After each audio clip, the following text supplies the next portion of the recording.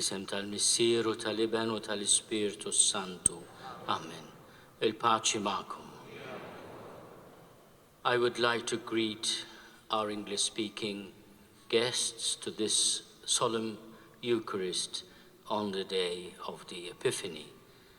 U nilqgħu koll il-familji ta' dawn iż-żewġ seminaristi illum il-Knisja tilqa' bħala kandidati għas-saċerdozju. Grazzi ħafna tal-preżenza sabiħa tagħkom. Fil-bidu ta' din Quddiesa ejjew narfu ħtijietna u hekk nitħejjew biex niċċelebraw il-misteri qaddisa. Fl-aħħar ukoll illum nirċievu l-barka apostolika bl-indulġenza plenarja li tfisser il-ħelsien tal-pieni kollha marbuta mad-nubit tagħna. U din nagħmluh għaliex il-Knisja tiddisponi mit-teżor kbir tal-merti ta' Sitna Marija u tal-Qaddisin. Nistqalla Alla li jista' kollox u lilkom ħuti li nadibt ħafna bil-ħsieb, bil-kliem, bil-emil u billi ħallejt mirjieti. Tija tiegħi bl-akbar tija tiegħi. Għalhekk nitlob lill-Mqazza Marija dejjem Verġni, lill-Anġu l-Qaddisin kollha u lilkom ħuti biex titolbu għalija lill-Mulej Alla tagħna. Għat-talb u l-merti tal-Imqazza Verġni Marija, ta' San Mikiel Arkanġlu, tal-Apostli San Pietru u San Pawl u tal-Qaddisin kollha, Alla ħanin li jista' kollox jagħtikom żmien ta' penitenza vera li tħalli frott kotran għal dejjem sobina u ħerqana l-konverżjoni u perseveranza f'kull emil tajjeb, jaħfrilkom dnubietkom u jwassalkom għal ħajja ta' dejjem.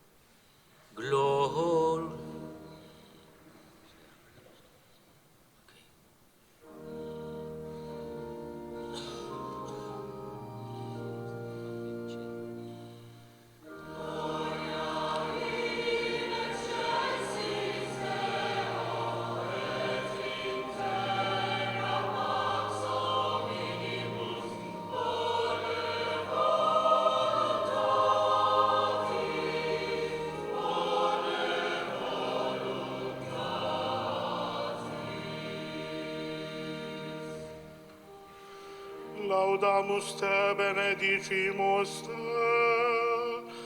adoramus te, glorificamus te, gratias agibus tibi propter maniam, gloriam tuam. Domine Deus Rex Celestis,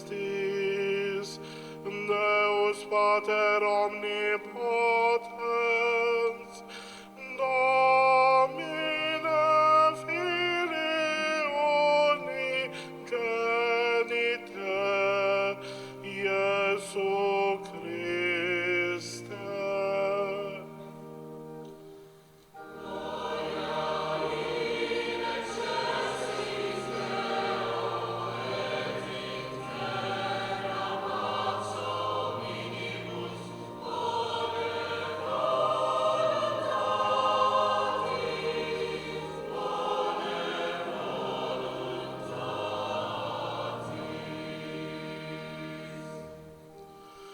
Domine Deus anius Dei, Filius Patris, qui tollis peccata mundi, miserere nobis, qui tollis peccata mundi, suscipe deprecationem nostram, qui sedes ad dexteram Patris, miserere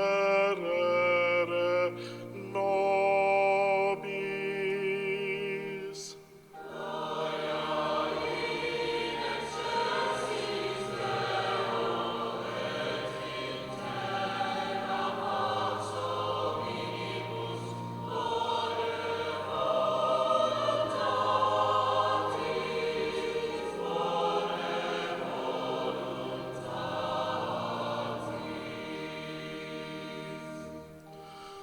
Quoniam tu solus sanctus, tu solus Dominus, tu solus Altissimus, Iesu Christe, cum Sancto Spiritu, in gloria Dei Patris, in gloria Dei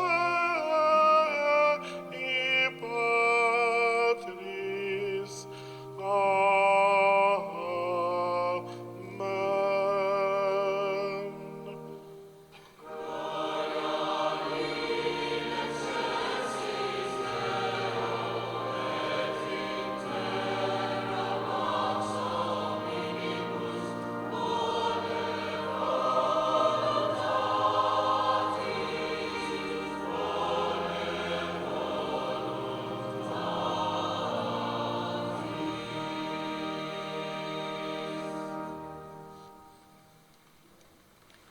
Nitolbu, u Alla inti llum kewkba mexxejt il-ġnus, u għarraftom lill-ibnek il-waħdini, fil-ħina tiegħek għatina li aħna li diġà rafnik bis-saħħa tal-fidi, naslu biex nitaxqu bik wiċċ imwiċċ fis-seb tal-kobor tiegħek fis-sema. Bibnek Ġesu Kristu sidna li hu Alla, u miegħek jgħixu jsaltan flimkien mal-Ispirtu Santu, għal dejjem ta' dejjem.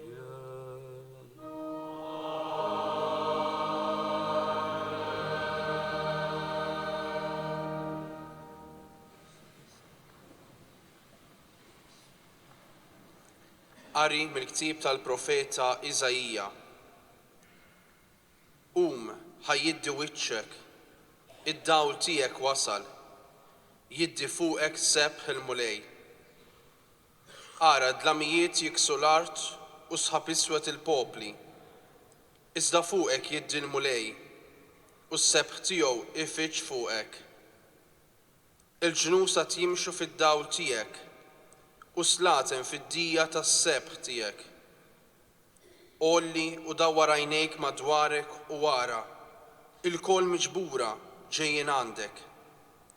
U lidek ġejjin mill-bot, u bnietek iġorruhom fuq id-dirajn.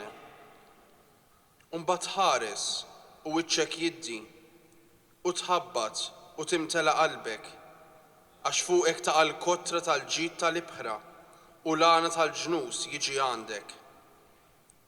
Imrieħel ta' iġmla qatt jattuk, l-iġmla żgħar ta' Midjan u Efa, il-kol minn Seba jiġu, mobbija bid-deb u l-inċens u jxandru it-tifħir tal-mulej.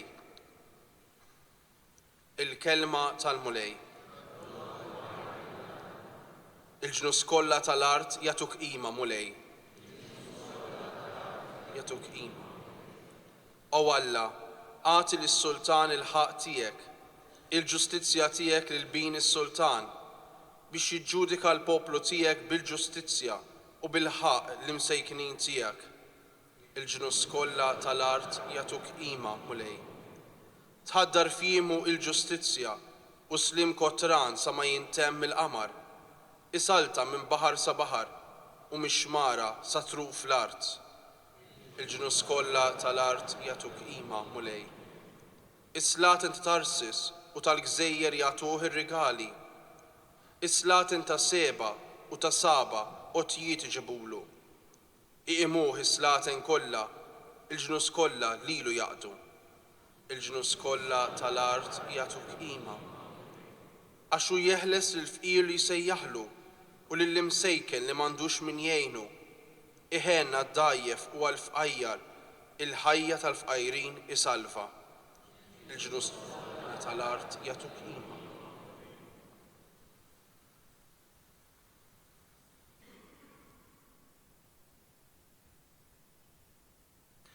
Qari mill-littra ta' San Pawl Apostlu lill-Efesin.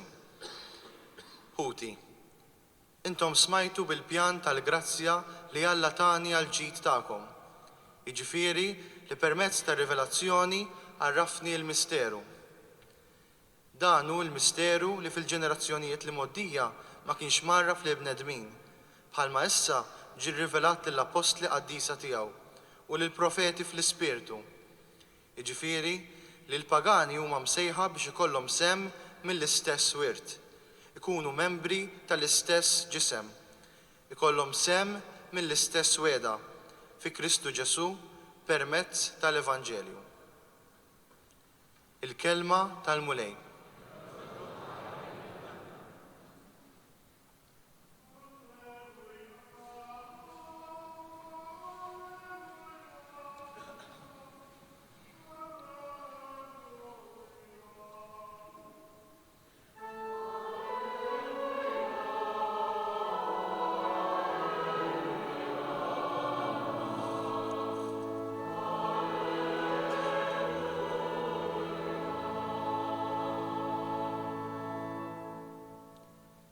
Rajna l-kewba tiegħu tiela u ġejna nqimu l-mulej.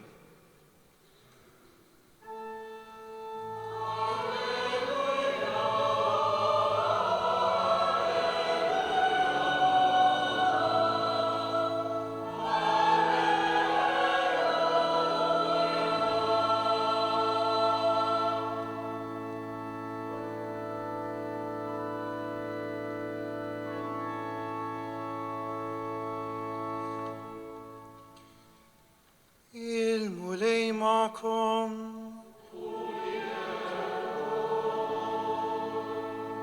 Qari mill-Evanġelju skont San Mattew.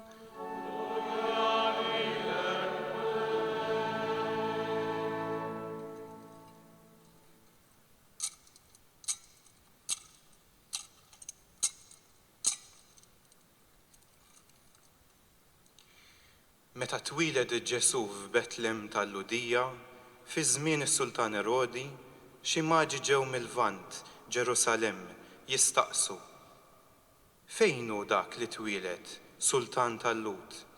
Għax rajna l-kewba tiegħu tiela u ġejna nqimuh. Is-Sultan Erodi sama bihom u tħawwatu u Ġerusalemm kollha miegħu. Ġabar flimkien il-qassisin il-kbar u l-kittieba kollha tal-poplu u rid jaf minn għandhom fejn kellu jitwieled il-Messija. Huma qalulu f'Betlem tal-Ludija għax hekk inkiteb mill-profeta, u inti Betlem art ta' Ġuda, le, m'intix li żar fost il-bliet il-kbar ta' Ġuda, għax minnek joħroġ il-mexxej li jira l-poplu tiegħi Iżrael.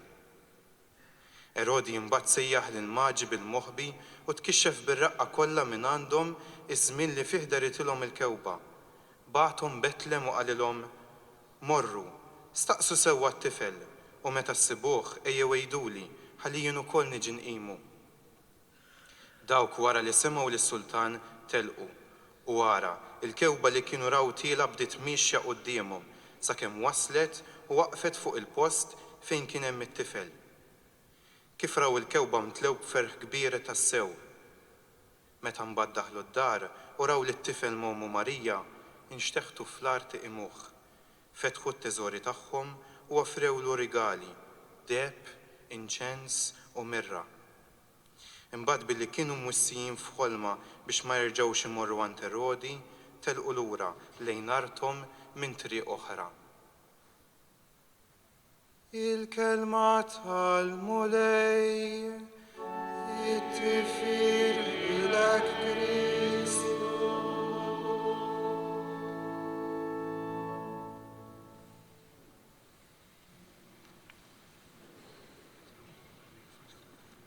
Nqumu bil-wieqfa.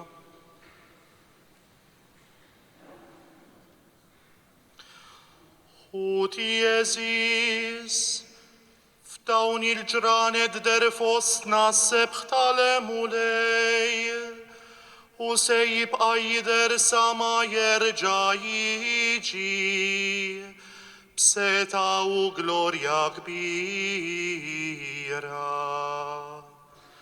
Tul is-sena kollha fl-imkien mal-Knisja, aħna ngħixu l-misteru tas-salvazzjoni tagħna li jilħaq il-qofol tiegħu fi 3 ijiem imqazza tal-għejd li fihom niċċelebraw il-passjoni, il-mewt u l-qawmin ta' Kristu mill-imwiet. Din is-sena il-ferħ tal-għejd il-kbir li xxerret ma' kull imkien fid-dinja se ngħixuh mal-Knisja kollha fit-12 ta' April.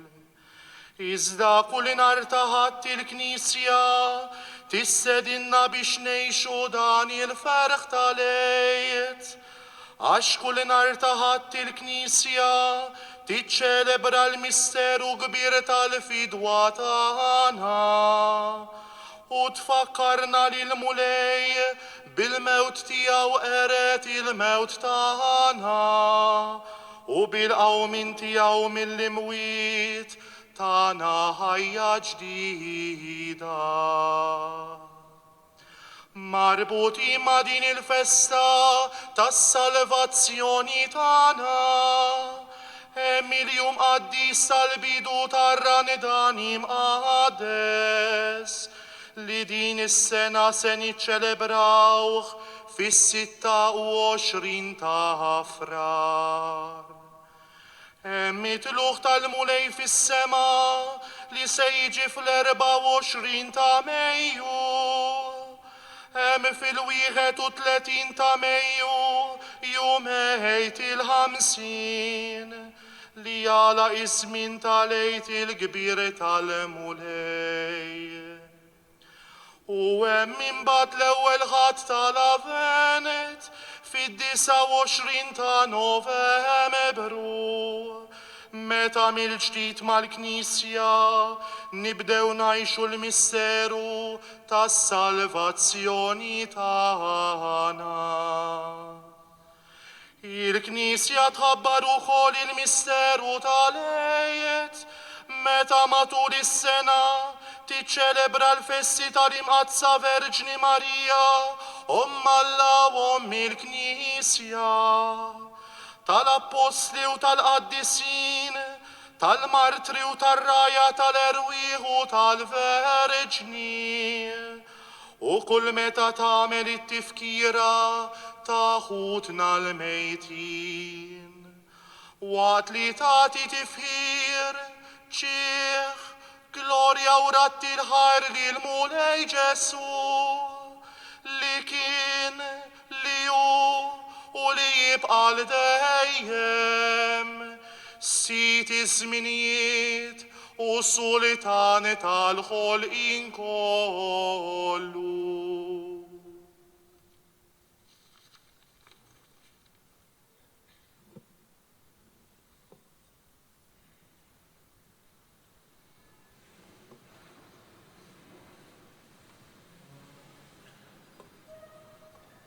Id-dijaknu għadu kemm ħabrilna il-jum qaddis tal-għejd li se niċċelebraw ftit ta' xhur oħra. Il-Knisja tħabbar il-ġurnata tal-Għid propju f'dan il-jum iddedikat lil misteru kbir tal-Epifanija. Għaliex illum niċċelebraw lil mulej dawl minn dawl li jider lil ġnus permezz ta' kewba tiddi fid-dlamijiet. Fil-lejl qaddis tal-Għid bix-xemat mixowla mill-blandun qaddis aħna niddikjaraw li Ġesu huwa dawl, id-dawl ta' Kristu. U b'xi mod din il-festa ta' dawl tħares lejn il-festa l-kbira fejn il-Knisja tbierek l-element tan-nar u tikkonsagrah bħala ġbija ħajja ta' Kristu, dawl minn dawl, li fil-misteru tal-mewt u l-qawmin tiegħu mill-imwiet eleb id-dlamijiet tal-ħażen u tal-mibeda u nissel fil-qalb ta' kull wieħed u waħda minna dik il-xrara tħeġġeġ tan-nar li jkebbes il-qalb imqazza tiegħu. Illum il-liturġija it-talb tal-Knisja jiċċelebra 3 mumenti festa waħda. Fit-talb ta' filgħodu l-antifona tal-Knisja tiċċelebra l-fatt li l-mulej illum jitarras b'mod speċjali mal-umanità, mal-bnedmin, mal-familja tagħna. U l-Knisja li għal arusa tiegħu illum tiċċelebra l-erusija tagħha mal-mulej. Illum l-Epifanija hija wkoll festa kbira tal-imħabba. Nistgħu ngħidu li għall-Knisja llum huwa il-Valentine's Day tagħha. Fit-talba tal-għodwa tal-Epifanija nimmaġinaw li l-Kristu jaħsel lill-arusa tiegħu minn dnubieta fl-ilma ta' xmara Ġordan. U niżel fi xmara Ġordan u li hu l-ħaruf bla teba. Miegħu li bentalla mamul bniedem niżel lilna wkoll u tiela mix-xmara ħelisna mid-dbajja ta' dnub. Illum niċċelebraw ukoll li l-maġi ġejjin mill-bogħod bir-rigali għall-festa tat-tieġ, għax hija tradizzjoni antika li ma jistax ikollok tieġ mingħajr rigali. U x'rigali ġabu il-ġnus, id-deb, l-inċens u l-mirra, li huma wkoll it-tħabbira ta' dan it-tfajjel li huwa sultan għaddej, li huwa saċerdot u vittma li jrid ikun ukoll il-qaddej li jsofri u li jbati. Fil-festa tat-tieġ il-mulej ibiddel l-ilma tal-purifikazzjoni, ilma fqir, fl-aqwa imbit tal-festa. U dawn it-3 misteri li fihom il-mulej juri lilu nnifsu bniedem bħalna umana, Emmanuel, għax dak huwa l-misteru profond tal-magħmudija tiegħu fil-Ġordan. U bniedem bħalna umana, huwa l-Emmanuel, imma huwa wkoll li ben ta' Alla. Fil-misteru li qed niċċelebraw skont il-Vanġelu ta' San Mattew illum, il-mulju għad-dawl għal-ġnus. Illum ukoll tiġi antiċipata il-profezija imħabbra fuqu meta kellu 40 jum. Dawl għal-ġnus, glorja ta' Izrael, imma wkoll sinjal li meruħ. U fit-tiġ ta' Kana, il-mulej juri il-glorja tiegħu lid-dixxipli. Fat kbir ta' ġenerożità imqanqal u mħeġġeġ minn Ommu Marija. Fit-tnejn minn dawn it-tliet misteri Ommu edha hemm. Edha hemm tilqa' rigali tal-ġnus, edha hemm fit-tieġ ta' Kana. Għaliex il-Madonna tippreżenta lill-arusa li aħna lil-bina. U għandha ħeġġa li tarana imnatfin il-libsa tat-tieġ. Hija mħeġġa li aħna niċtlu id-dlamijiet fina u madwarna li mmiddu għonqna għas-sewwa u għall-ġustizzja. U l-Madonna wkoll trid tferraħna bl-inbit ħelu li jagħti bina Ġesu. Illum tiġi antiċipata wkoll il-ġurnata kollha illa tal-ġimgħa l-kbira fejn il-mulej minxur fuq salib bil-kustat minfut iwellet lill-arusa tiegħu. Tħaddar f'jiemu il-ġustizzja u slim kotran sa ma jintemm il-qabar. Isaltan minn baħar sa baħar u mixmara sa truf l-art. Eżis seminaristi, illum il-Knisja minn hawn ftit ieħor tilqakom uffiċjalment u formalment bħala kandidati għall-ordni sakri, għad-djakonat u għall-presbiterat. Edha tbirek dak kollu li il-mulej wettaq fikom bl-għajnuna tal-ġenituri, il-familji tagħkom, rabatkom, il-komunitajiet ta' fidi li minnhom ħriġtu, qed ibirek ukoll l-isforzi li għamiltu f'dawn is-snin fis-seminarju, fil-fakultà tat-teoloġija, qed ibirek il-ħidma tal-formaturi tagħkom ta' sħabkom li wkoll jiffurmawkom bħal meta il-ġebla ikollha min inaġġara. Kullum ibirek ukoll l-għażla tagħkom. Il-Knisja tilqakom. U intom ukoll qegħdin tafdaw ħajjitkom fidejn din il-komunità ta' fidi li tixtieq tara fikom ġbija sabiħa ta' dak il-mexxej imħabbar fil-profezija. Dak il-mexxej li jira il-poplu tiegħu. Meta Erodi staqsihom fejn kellu jitwielet il-Messija. L-orrief tal-liġi irrispondew f'Betlem tal-Ludija għax hekk inkiteb mill-profeta u wind Betlem, art ta' Ġuda. Le m'intix li żar fost il-bliet il-kbar ta' Ġuda għax midnek joħroġ mexxej li jira il-poplu tiegħi Iżrael. Jira. Il-mexxej li huwa raj. Il-mexxej li jħaddem l-awtorità tiegħu bħala servizz, bħalma r-raj li jaf il-kull naġa tiegħu jagħti ħajtu għan-naġġ tiegħu.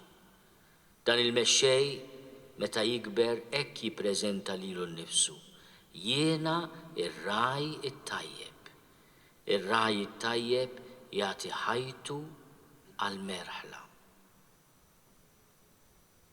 It-talba tagħna likom illum huwa li intom tkomplu fit-triq tal-formazzjoni tagħkom għad-djakonat u għas-saċerdozju, titalmu mill-mulej Ġesu, dawl minn dawl, kif tkunu mexxejja li jira il-poplu tiegħu.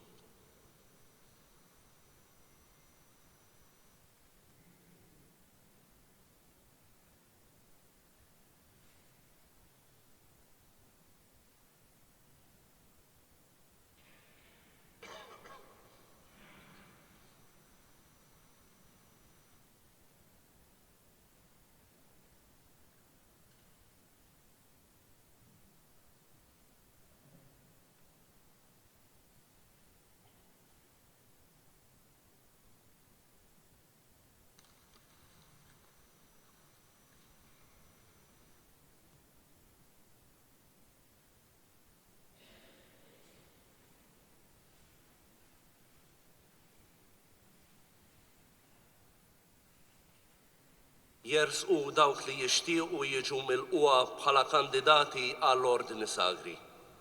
Sean Abela, mill-parroċċa ta' San Pawl, ir-Rabat.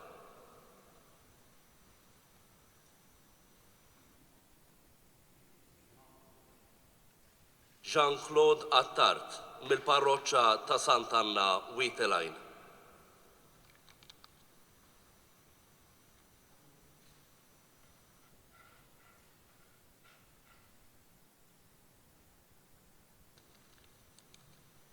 Eżis uliedi, irrajjaw li malmin li ħadu ħsieb il-formazzjoni tagħkom u daw kollha li qalu li jafukom taw xhieda tajba fuqkom u aħna nilqowha bil-fiduċja kollha. La darba weġibtu għas-sejħa tal-mulej, tridu tkomplu titħejjew b'mod li turu li intom tajba biex meta jasal il-waqt tilqgħu il-misteru tal-Knisja permezz tal-Ordni Sagri. Tridu intom tiffurmaw ruħkom b'mod li tkunu tistgħu taqdu bil-fedeltà kollha lil Kristu l-Mulej u lil ġisem tiegħu li hi l-Knisja. Il-Knisja tilqa' bil-feħ dan il-proponiment tagħkom. Alla li beda din l-opra tajba fikom iwassala għat-tmiem.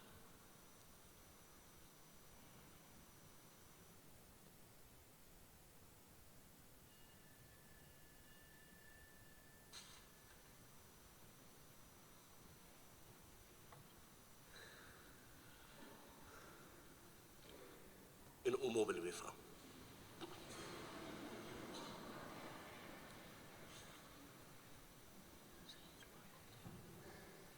Ħuti eżis fiċ-ċokontana nitolbu lill-mulej Alla tagħna biex isawwab il-barka u l-grazzja tiegħu fuq dawn il-qaddejja li jridu jagħtu ruħhom għal qadi tal-Knisja. Għamel mulej li dawn ħutna jingħaqdu aktar bisħieħ ma' Kristu u bħila kbira ikunu ċieda tiegħu fost il-bnedmin. Nitolbu. Għatihom ħerqa kbira għal ħtiġijiet tal-bnedmin u għamel li jagħtu widen għal leħen tal-Ispirtu Santu. Nitolbu. Ismana nitolbuk mulej. Għamilhom ministri tal-Knisja tiegħek biex bil-kelma u bl-eżempju iwettqu lil ħuthom fil-fidi u jiġbruhom ħalli jissieħbu fl-Ewkaristija. Nitolbu. Ismana nitolbuk mulej. Ibad ħafna ħaddiema fil-ħsat tiegħek u għamel li l-Ispirtu Qaddis tiegħek jimlihom bid-doni tiegħek. Nitolbu. Ismana nitolbuk mulej. Wassal għal milja tal-paċi u l-ġustizzja lil bnedmin kollha tad-dinja. Nitolbu. Ismana nitolbuk mulej.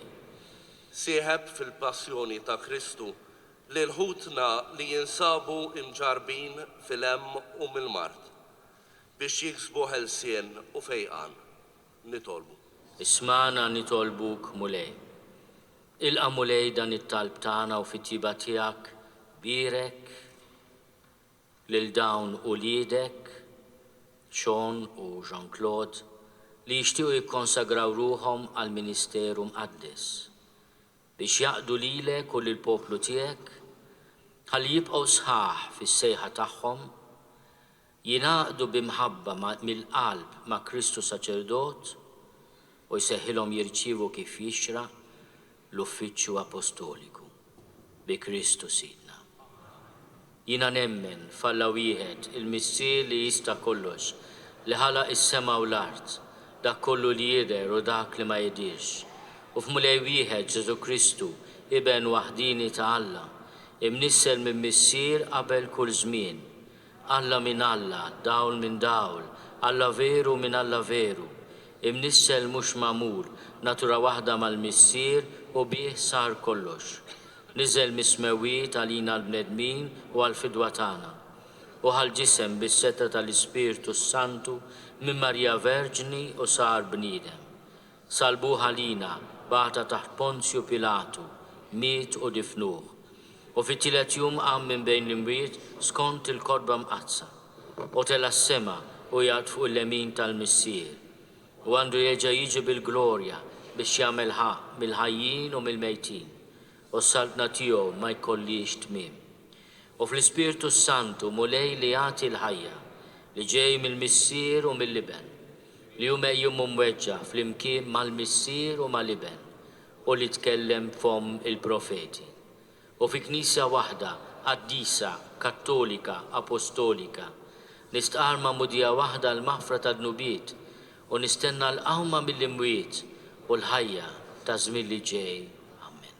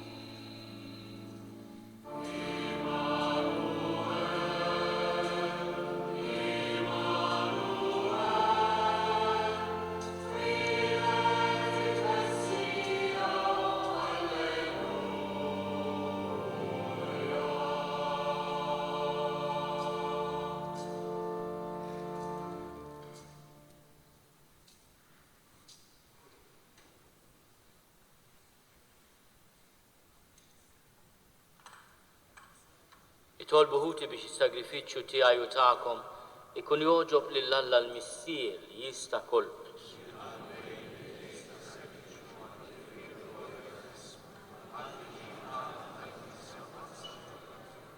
Fil-ħina tiegħek mulej ħares lejn dawn l-offerti tal-Knisja tiegħek. Maħni se nofrulek iżjed deb, inċens u mirra, iżda lill-Ibnek Ġesu Kristu li taħt iġbijat ta' dawn l-offerti huwa sagrifikat u mot lilna bħala ikel u li għajxu jisaltan għal dejjem ta' dejjem.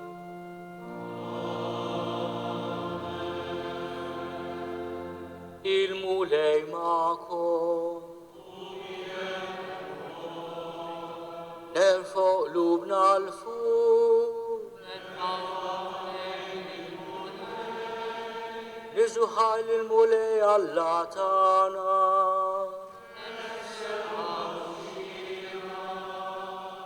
Sewa u xira tassew mulej mis-siradis, Alla ta' dejjem li tista' kollox. Tajjeb u taġi tas-salvazzjoni tagħna, li dejjem u kull imkien inroddu lek ħajr. Għax inti llum dawwalt il-ġnus, meta wrejthom fi Kristu l-misteru tas-salvazzjoni. U bid-dera ta' ibnek fostna bħala bniedem li jmut, infejjaqtna bis-sebt ġdid tal-ħajja tiegħu li qatt ma tintemm. Għalhekk mal-anġli u mal-arkanġli, mat-troni u mad-dominazzjonijiet, maqtajja kollha tal-eżerċiti tas-sema, intennu l-innu tal-glorja tiegħek, u nkantaw lek bla eda.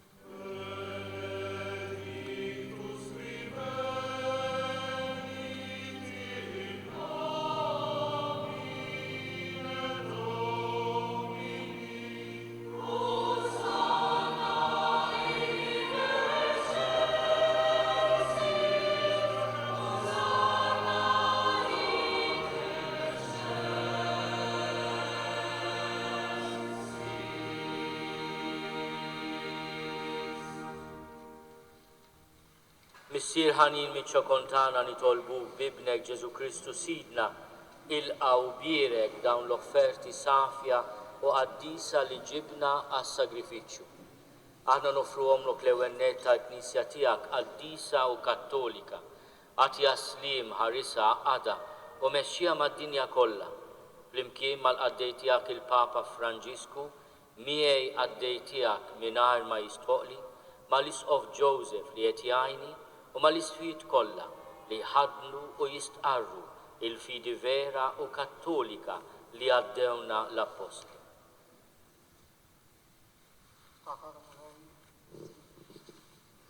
Ftakar mulej fil-qaddejja tiegħek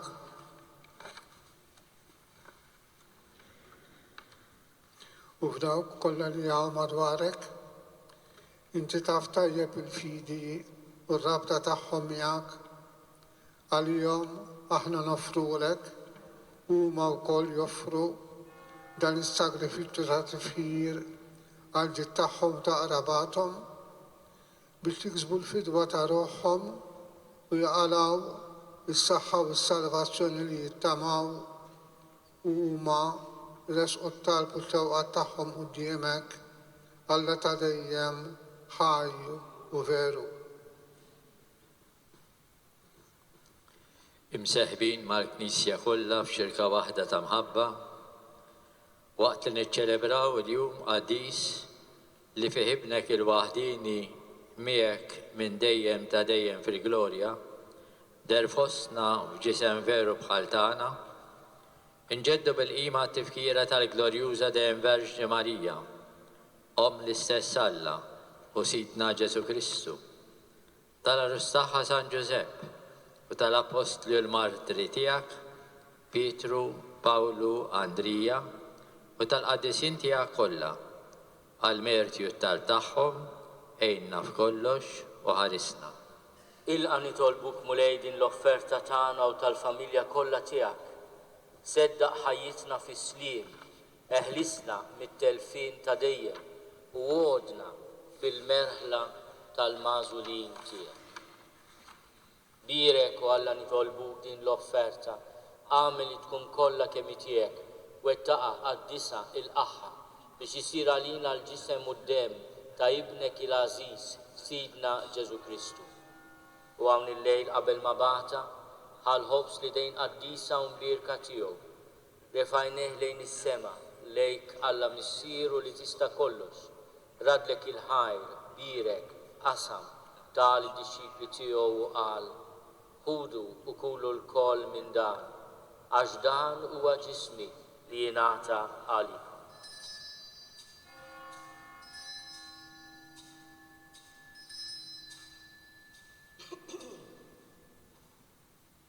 Ekku kol wara l-ikla ħadan il-kalċi Aziz li dejn qaddisa u mbirka tiegħu. Reġarat il-ħajr, birek, tal id-disċipli tiegħu u qal, ħudu u ixorbu minnu l-koll, għax dan huwa l-kalċi ta' demmi tal-patt il-ġdid li jibqa' għal dejjem. Id-dem li jxerret għalikom u għal-bnedmin kollha għal maħfra ta' dnubiet. Għamlu dan tifkira tiegħek.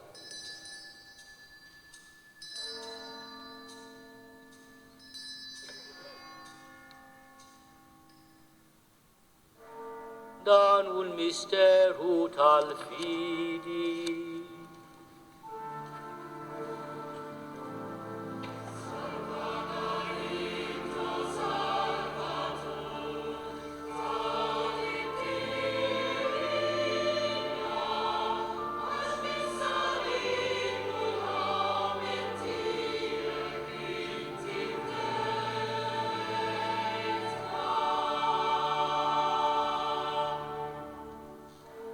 Għalek mulej aħna ministri tiegħek u l-poplu qaddis tiegħek.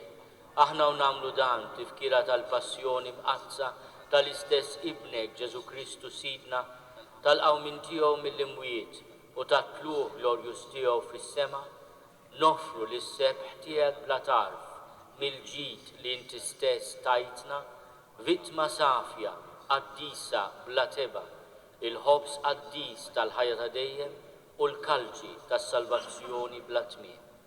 Ixħed fuqhom ħarsa ta' tjieba u sliem. Ilqaħħom bħalma oġbok tilqa l-offerti tal-qaddej ġus tiegħek Abel, is-sagrifiċċju ta' missierna Abram u s-sagrifiċċju li offrilek il-qassis il-kbir tiegħek Melkisedek, sagrifiċċju qaddis, vittma bla teba.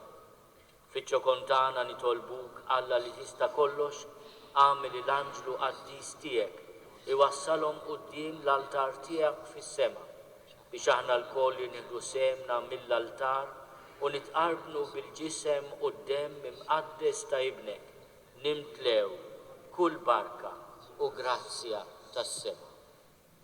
Ftakar ukoll mulej fil-qaddija tiegħek li telqu qabilna bis-sinjal tal-fidi li ħadu fil-Mawdija u qegħdin jisrieħu fir-raqda tas-sliem.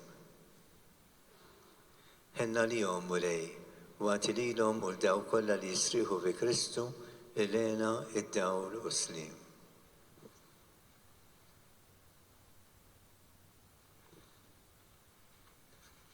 Lilna wkoll midinbin għaddejja tiegħek li nittamaw fil-kotra tal-ħniena tiegħek, għatina sem fix-xirka tal-qaddisin appostli u martri tiegħek. Ġwanni, Stefnu, Mattija, Barnaba u tal-qaddisin tiegħek kollha. Daħħalna fil-wirt magħhom, mhux għall-merti tagħna, iżda għall-ħniena u l-maħfra tiegħek bi Kristu Sidna. Bih mulej dejjem taħlaq u tqaddes dan il-ġid kollu, timlih bil-ħajja, tbirku u tqasmu lilna. Bi Kristu ma' Kristu fi Kristu, jingħata lilek Alla missier li tista' kollox, flimkien mal-Ispirtu Santu, kull ġew glorja għal dejjem ta' dejjem.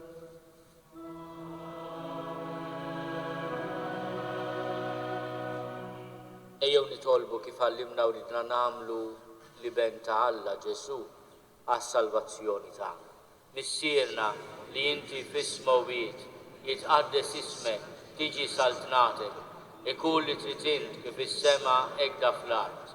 Ħobżna ta' kuljum għatina llum, aħfrinna dnubietna bħalma naħfru lil minnu ħati għalina. La ddaħħalniex fit-tiġrib, iżda eħlisna mid-deni. Eħlisna nitolbuk lejn minn kull deni. Għatina fit-tjieba ħnina tiegħek il-paċi fi żmienna, biex inkunu ħilsa dejjem mid-dnub u mħarsa minn kull inkwiet. Aħna nistennew u nittamaw ilejna u l-miġja tas-Salvatur tagħna Ġesu Kristu. Mulej Ġesu Kristu li għat lill-apostli tiegħek, inħallilkom is-sliem, natikom is-sliem tiegħi. La tħares lejn dnubietna, iżda ħares lejn il-fidi tal-Knisja tiegħek. Għad jaslimu l-għaqda li jint trid fiha inti tgħixu s-saltan għal dejjem ta' dejjem. Il-paċi tal-mulej tkun dejjem magħkom. Għatu l-paċi lil xulxin.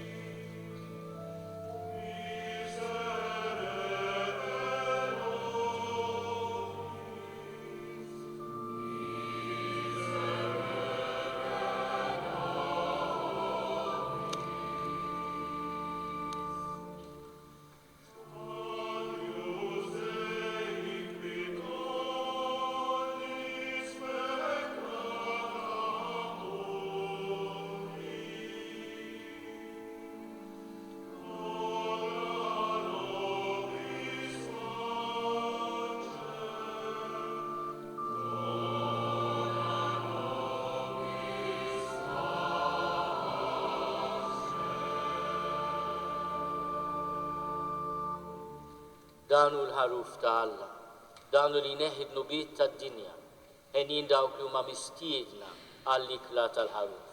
Mulej ma jistoqlix li tidħol taħt is-saqaf tiegħi, iżda jbiss kelma waħda u ruħi tkun infejna.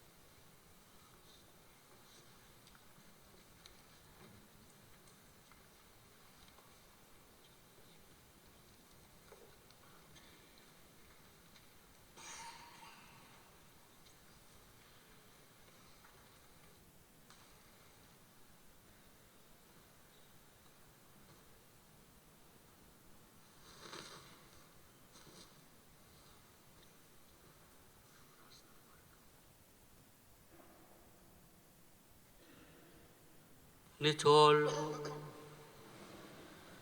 Mulej mexxina dejjem u kull imkien bil-dawl tiegħek tas-sema biex fema safja narfu l-misteri Quddiesa li fihom oġbok tatina sem u nirċevuhom kif jixra bl-imħabba kollha bi Kristu Sidna.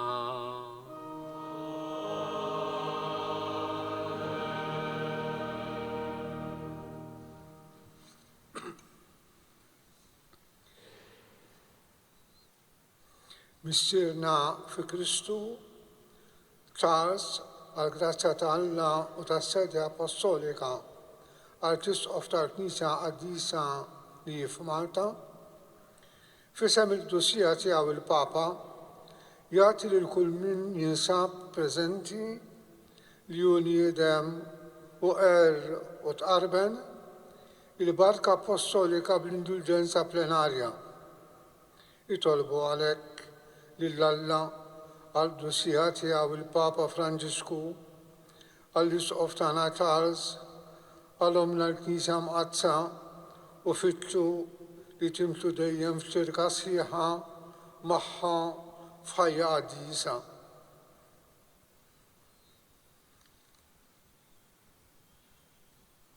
Il-mulej magħkom. Imbaxxu rasna għal-barka ta' Alla. Ikun imbirek isem il-mulej.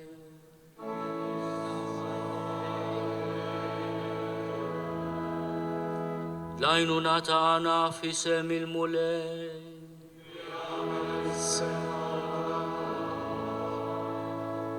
L-interċessjoni tal-Apostli San Pietru u San Pawl. Iberikkom Alla li jista' kollox, il-Missier u l-Iben u l-Ispirtu Santu.